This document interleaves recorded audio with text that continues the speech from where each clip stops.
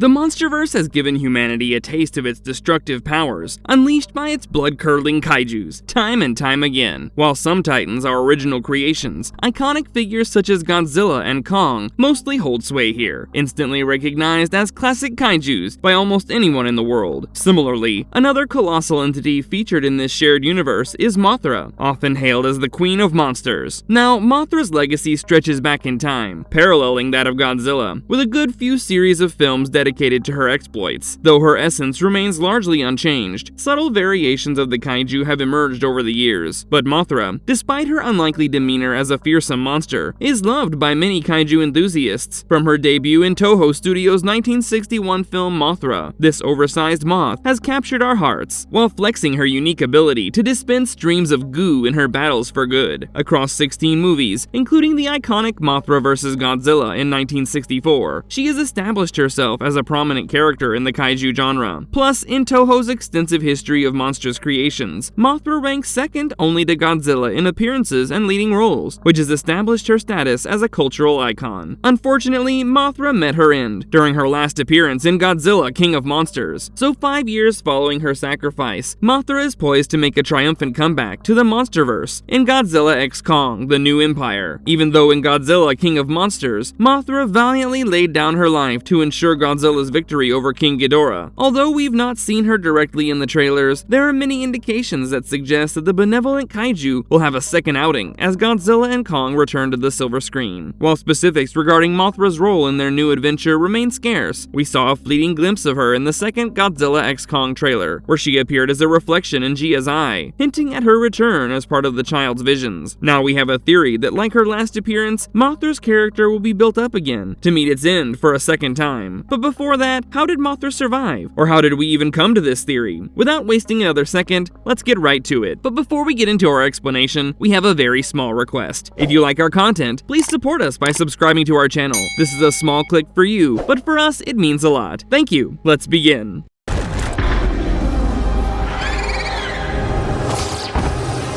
Mothra's impact on the Monsterverse. So Mothra's origins trace back to the 1961 book, The Luminous Fairies and Mothra, coinciding with her cinematic debut in the same year. The titular film established pivotal elements of her character, representing Mothra as a colossal insect being revered as a deity by the inhabitants of Infant Island. Throughout the story, we see how Mothra's egg becomes a focal point for exploitation by those driven by corporate greed, thus leading to conflicts with her priestesses and attempts to exploit her island sanctuary. But regardless of where she's taken, Mothra emerges to defend herself and her home, unleashing her wrath upon those who try to harm her. Mothra's cycle continues as she invariably hatches and retaliates against those who sought to exploit her, often unleashing her fury upon her captors. Following her emergence, the larva undergoes a transformative process, encasing herself in a cocoon, before ultimately evolving into a majestic yet fearsome giant moth. Now, within the Monsterverse, Mothra's essence remains consistent, albeit with some alterations. Initially seen in a cave relief during the post-credit scene of Kong Skull Island, she fully emerged as a key player in Godzilla King of the Monsters. Her egg was discovered in Yunnan Forest, and upon hatching, she was subdued using a sound-based device. Eventually, as the conflict escalated against the extraterrestrial threat of King Ghidorah, Mothra underwent her most powerful metamorphosis, lending Godzilla crucial aid in battle. Tragically, she met her demise at the hands of the alien predator, yet not without transferring her life force to rejuvenate Godzilla.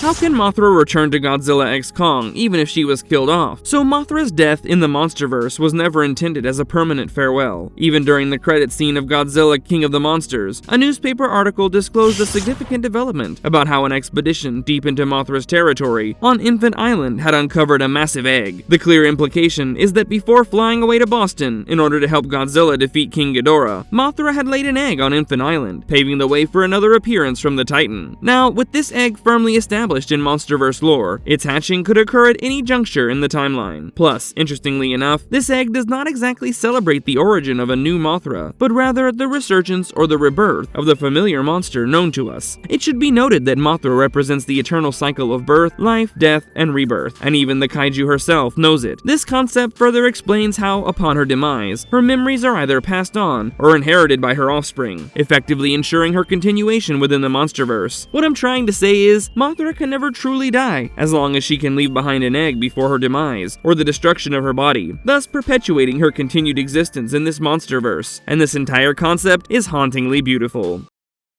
How do we think Mothra fits into the upcoming Godzilla x Kong: The New Empire? For kaiju enthusiasts, Mothra's involvement in Godzilla x Kong, be it a fleeting appearance or a pivotal role, is a delightful revelation, but it's not entirely unexpected. Beyond the groundwork being laid for her eventual return, the Monsterverse subtly set the stage for her relevance to the shared backstory of Godzilla and Kong, because in the opening credits of Godzilla vs. Kong, only keen-eyed viewers could spot Mothra being featured in a mural depicting a grand-scale battle involving Godzilla, Kong's predecessors, and a skullcrawler. This observation suggests that Mothra probably played a role in the ancient Titan War, which is the legendary conflict believed to have sparked the ancestral rivalry between Godzilla and Kong. Now, as Godzilla x Kong delves into the history of Godzilla and Kong, perhaps during the Titan War, it seems logical for Mothra to play a role in this exploration. Reintroducing Mothra and granting her a substantial presence in the plot further offers the Monsterverse an opportunity to unveil Mothra's involvement in the Titan War. Plus, given Mothra's altruistic nature, it is challenging to envision her simply embroiled in a territorial conflict. Clearly, there has to be a deeper layer to her story, which is why her return feels crucial for a comprehensive understanding of the events surrounding the Titan War. Even the upcoming movie's nods to the past suggest that the impending clash with the Monsterverse's Scar King is deeply intertwined with the Titan War. If a modern-day iteration of that conflict is resurfacing, the motivations that drove Mothra's previous involvement could still hold sway in Godzilla x Kong. This possibility appears increasingly likely, particularly given how Legendary Pictures portrays the indomitable force that Godzilla and Kong are poised to confront. According to marketing materials we've been noticing, this new threat is described as a world-ending ultimatum, indicating the gravity of the situation. So similar to the classic iterations of the kaiju, the Mothra of the Monsterverse is revered as a guardian titan, making her a natural fit for confronting such monumental challenges. Naturally, with the presence of Mothra's egg, the opportunity for her return in times of need is much more readily available, and it appears that her assistance will be indispensable in this upcoming battle. Plus, in Godzilla x Kong: The New Empire, Scar King commands an army of great apes, thus underscoring the necessity for Godzilla to have more trustworthy allies by his side. So, Godzilla seems to have few options which are more fitting than a creature that fought alongside him in the ancient Titan War centuries ago.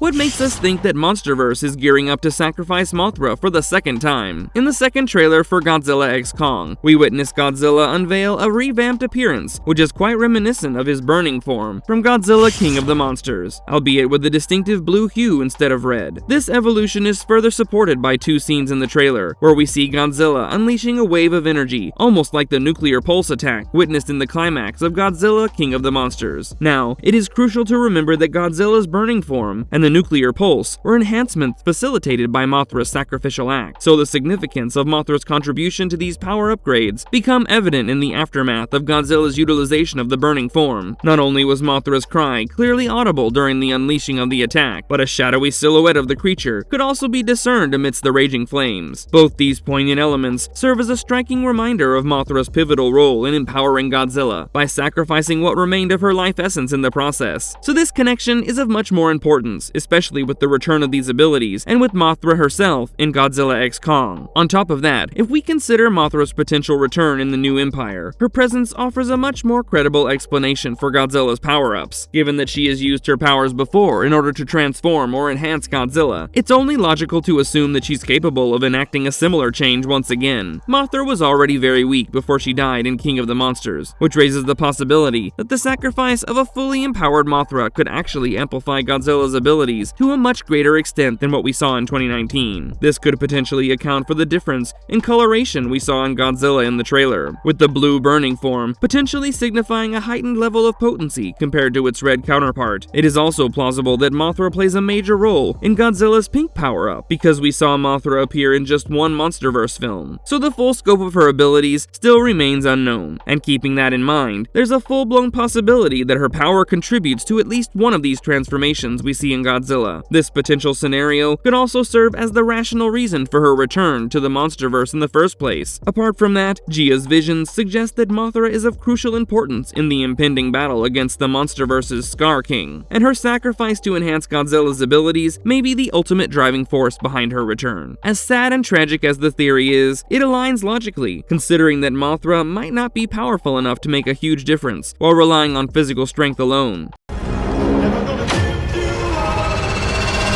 Can Godzilla get his power upgrade without Mothra's sacrifice? Given that Mothra's sacrifice in the Monsterverse is the sole known instance of equipping Godzilla with the nuclear pulse attack, it does leave us wondering about the route the film intends to take. While it would be tragic to witness Mothra's demise in both of her Monsterverse appearances, such a plot armor would align with many of her past portrayals, wherein she often sacrifices herself for the greater good in the older Godzilla films. However, it remains possible that the Monsterverse may opt to keep Mothra alive and explore other alternative methods to restore Godzilla's abilities from King of the Monsters. But another possibility to consider is that a fully powered-up Mothra might only need to share a portion of her power with Godzilla in order to give him a boost. In this scenario, Mothra could possibly provide an upgrade to Godzilla while simultaneously joining him in battle, or maybe Godzilla could attain a similar form of energy from an alternative source. Although, given Mothra's status as a Titan, it is conceivable that she also operates on the same atomic power that fuels Godzilla. So if Godzilla were to absorb this energy from the Hollow Earth within the Monsterverse, he might achieve the blue burning form without requiring Mothra to completely sacrifice herself in Godzilla x Kong: The New Empire. But this is just a theory we have, because the possibilities in the upcoming film seem endless to me. Although I really want to know what other theories you guys have about Mothra's involvement in Godzilla x Kong. Let us know in the comment box below. And if you liked our content, don't forget to leave a like and subscribe to us if you haven't already. Have a good one and be safe. Thanks everyone!